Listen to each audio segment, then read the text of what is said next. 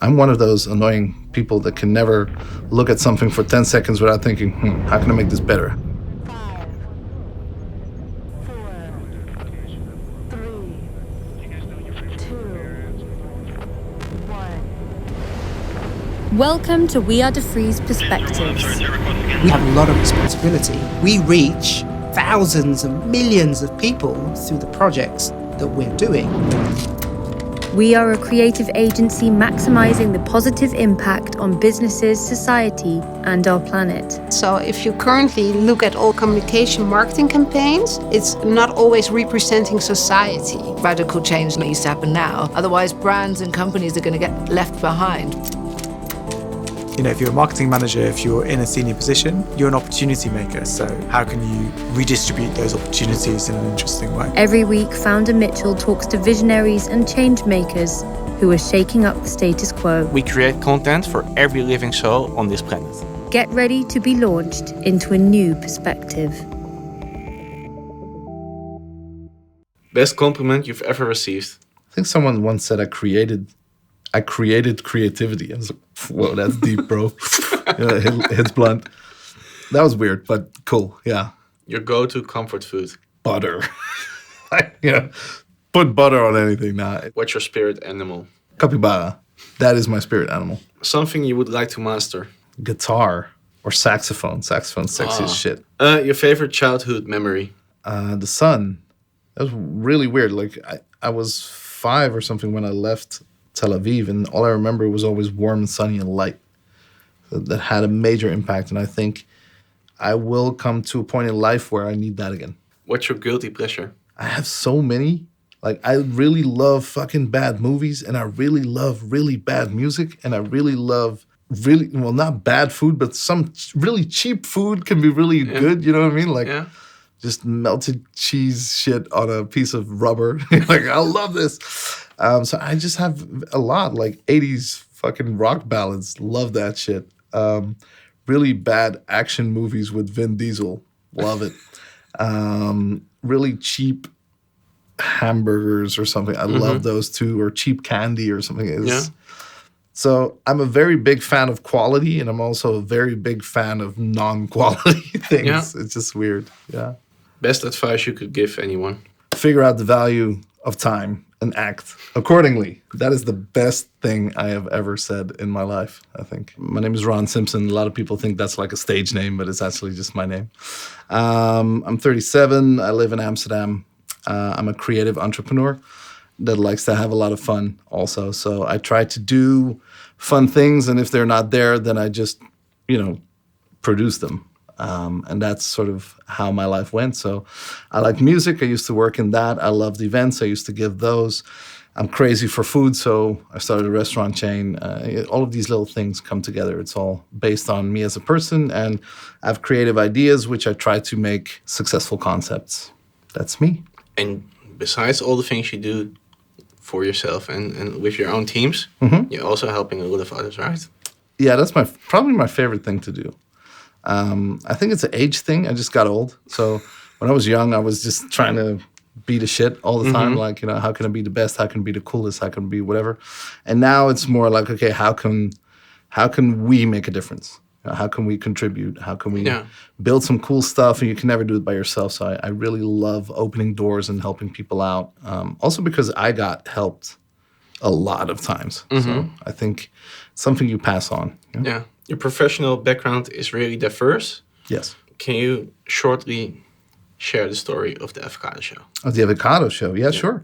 So the Avocado Show, for people who don't know, is a restaurant franchise, which is now international. Actually, it's more of a lifestyle brand that has restaurants, which also franchise. So it's kind of a complex story. But Julian Zal, my partner, and I, we were having a lot of fun. He's also a nightlife guy. We used to play music together.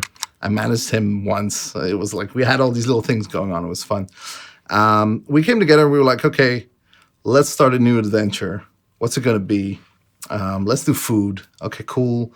What's that going to be? Because we're like creatives, and creatives always, we say that in Dutch, like they dig their own grave, right? They set their own bar way too high. And we're like, everyone expects us to be original. So when we do something in food, we need to find something that hasn't been done before.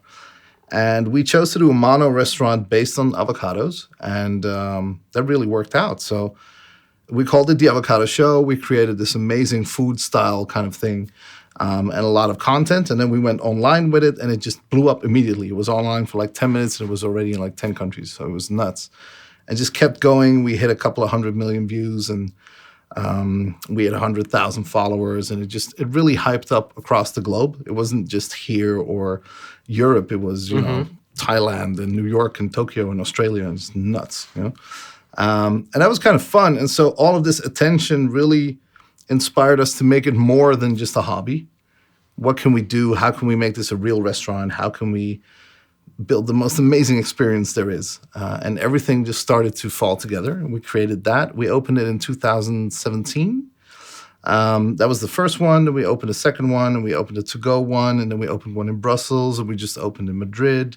Next one is in London. After that, it's Paris, and there's like 19 more coming. So it's quite a ride. When you introduced the concept of the Avocado Show to the world via Facebook, Yeah. it went viral. Yes. How did that make you feel? That was fun. It was like a roller coaster. I think from that moment you haven't slept much. No, I just kept eating, and I didn't sleep. No, it was one of those things that you enjoy. But it was weird because as a talent manager or as an artist, or we've had successes before where you get a lot of attention or, you know, some applause or some compliments or whatever. It's always a good feeling, right? But the difference was that this started out the same as everything we ever did. I don't think anything we ever did really failed, but it just had little successes, right, compared to this. And so we were like, oh, yeah, our friends like it. That's cool. Oh, our family likes it. That's cool. Oh, press picks it up. Cool.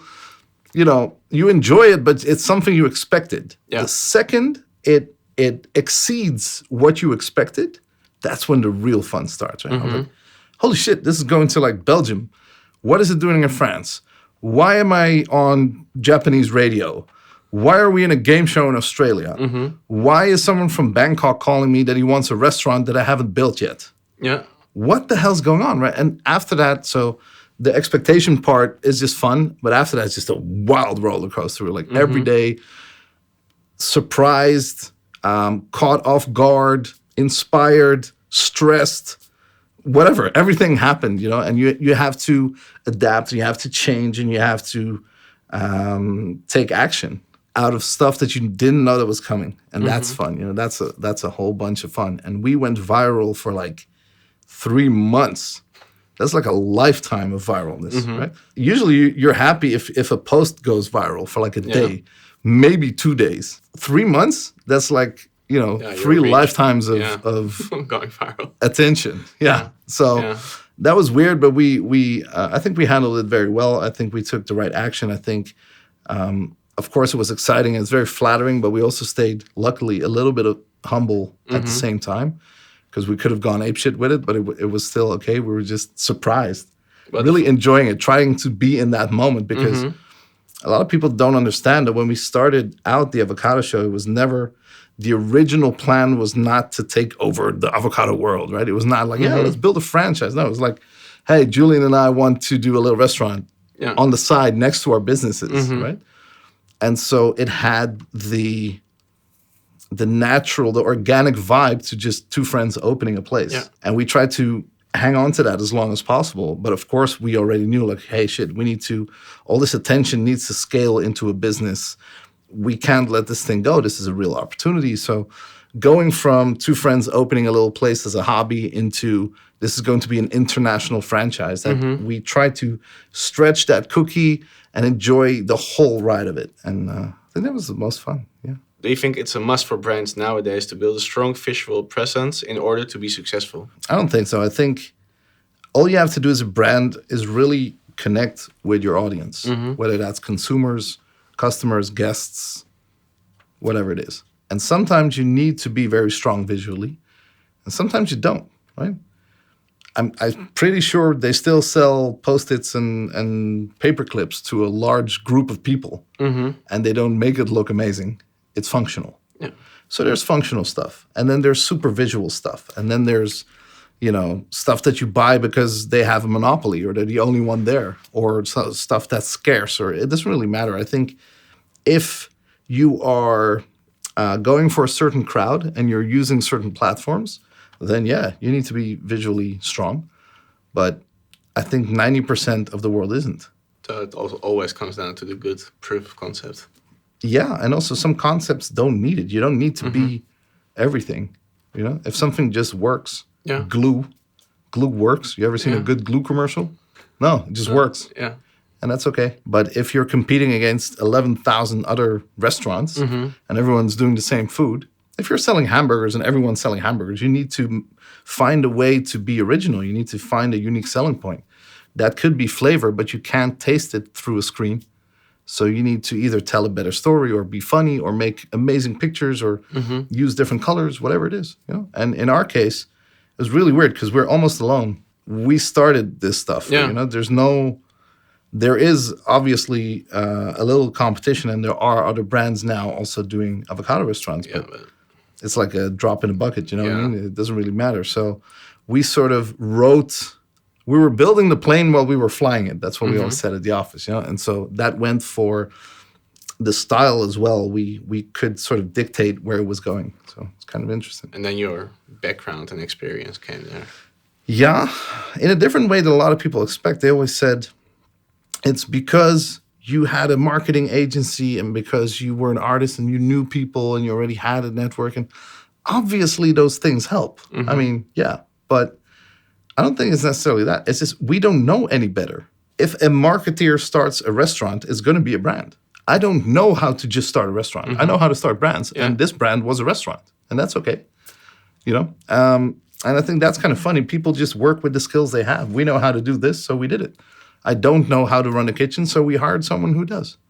I don't know how to franchise. I don't know how to do legal things, so we asked, really good parties that knew how to do it, and we learned.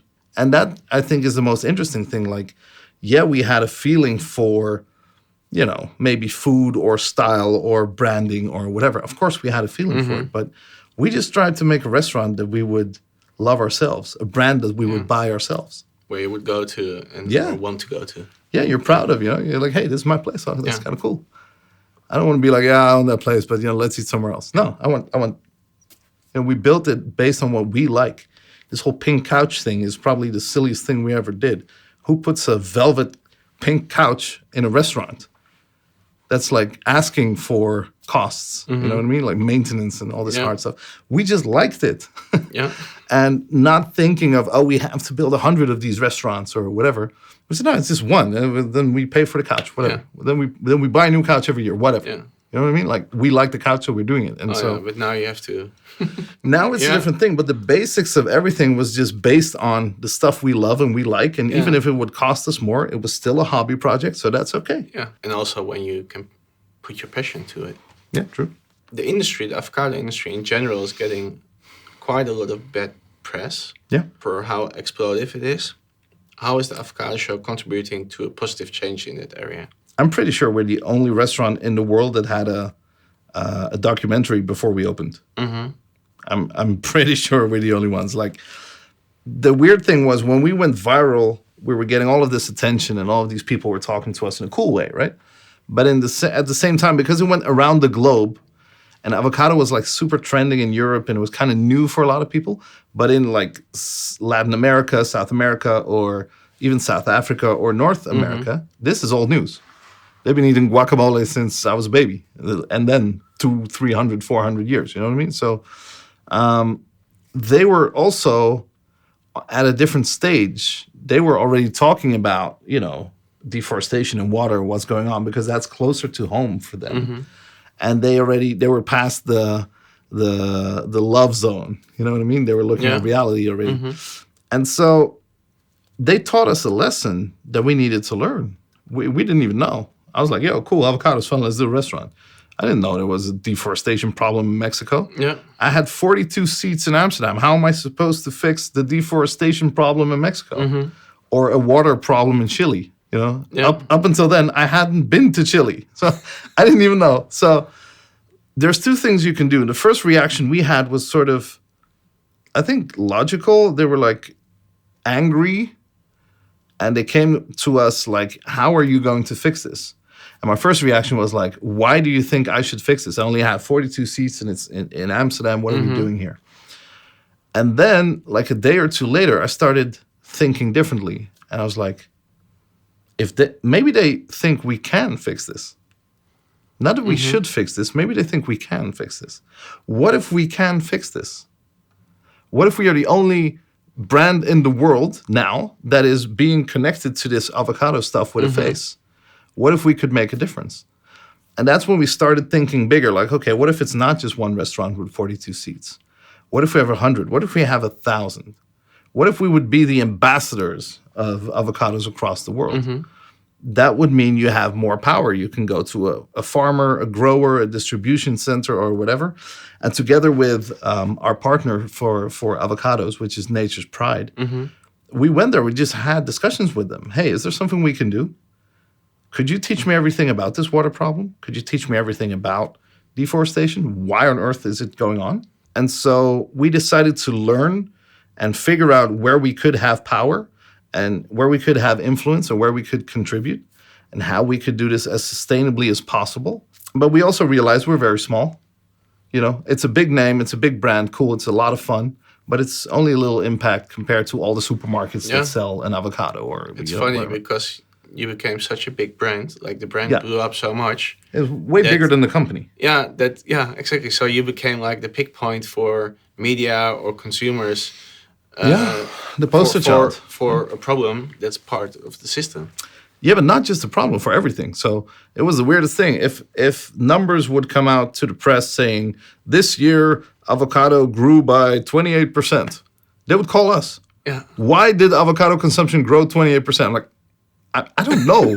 I'm not the ambassador of avocados across the world. I'm not the dealer in them. I don't actually buy them and distribute them. I have no clue. Maybe because we exist. I don't know. And so that was kind of weird. We noticed that when it came to the problem, they needed someone to talk to. When it came to other factual things around the avocado, they wanted something to talk to or someone. And when it came to just the fun part of avocados, they also wanted someone to talk to. So we became like the global avocado ambassadors, experts, and whatever overnight. And we didn't know enough. So we decided to teach ourselves.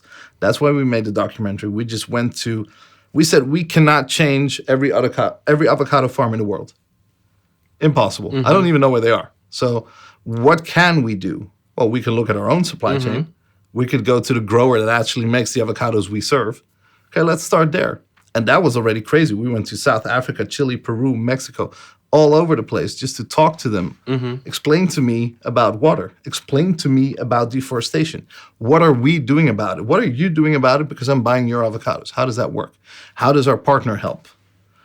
And that became very interesting because we found out there's certification. We found out that this water problem is not everywhere in the world.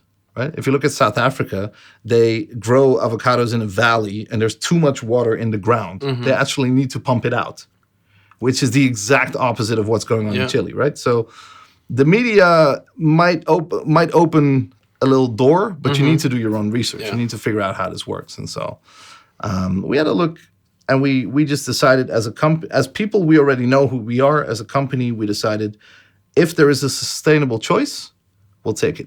And it's never going to be perfect, but it's something that we keep growing and something that is in the base of our DNA. And we're just going to push that through. And I think we did very well. I think we tried to teach ourselves. And while we were doing that, we tried to create a piece of content, which is called The Future is Green. It's a documentary on our website. Anyone can watch for free. I think we translated it in like 10 languages. And so we tried to share that knowledge. When I was there, that was literally the first time I heard of everything. And you can see that live and direct. It's exactly the same lesson I learned. And then we'll take it from there. And now after avocados, we started looking at packaging and we started looking at interior and we started looking at all these other things. Yeah. And became part of our brand. I think what stands out for me is that you educated yourself. Definitely. But that's what we try to do every day. What are some of the next ventures that you are planning and industries that you would like to expand into? I've always had this weird bucket list. I just want to do a whole bunch of cool stuff that's creative, and it doesn't matter what it is, right? So I never thought I would start an academy or education or school or whatever you want to call it. I never thought I would start an avocado restaurant either, so it doesn't really matter. I always wanted to write a book, so we did that. Mm-hmm. I'm working on a TV format, which could be very fun. It could also blow up and never work. But it's a fun space to think in and work in and learn from and whatever. I would love to go back to music. I released some music. I did a whole bunch of stuff, but I still just accidentally want to score a #1 hit with someone. It doesn't have to be me as an artist. I just want to come up with something and say, this will change the world. You know what I mean? Like, this is going to be the new Christmas banger or something, you know, like something weird, very iconic. I just want to do that. What else can I tell you? I really want to create a product once too. I think something really cool. It could be anything as long as it's mass. It has to be like a really big thing with a twist. So might be mayonnaise, could be perfume. It doesn't really matter. It could go anywhere, but I just want to knock it out the park. So there's like a brand called Truff. They make truffle sriracha hot sauce in the States. Yeah. That's like a dream. Just looking at it, it was someone from the fashion industry that said, hot sauce is huge, truffle is huge. We need to make this ridiculous sauce. And they did. And it's like 18 euros a bottle. It doesn't make any sense in the world of sauce at all. But from the world of fashion, it makes all the sense, right? I love that. I just want to do weird stuff like that. Yeah. And as long as there are like companies like, you know, Duffree who built ginormous washing machines where we do parties at Lowlands with Miele, or, you know, the Natwerks of the world who figure out how to skate on water. As long as they exist, I'm pretty sure one day we'll get there. Together. Yeah. Ron, thank you very much for your time and sharing your story and knowledge with us. Thank you, man. Wish you all the best for the future. You too. Take care.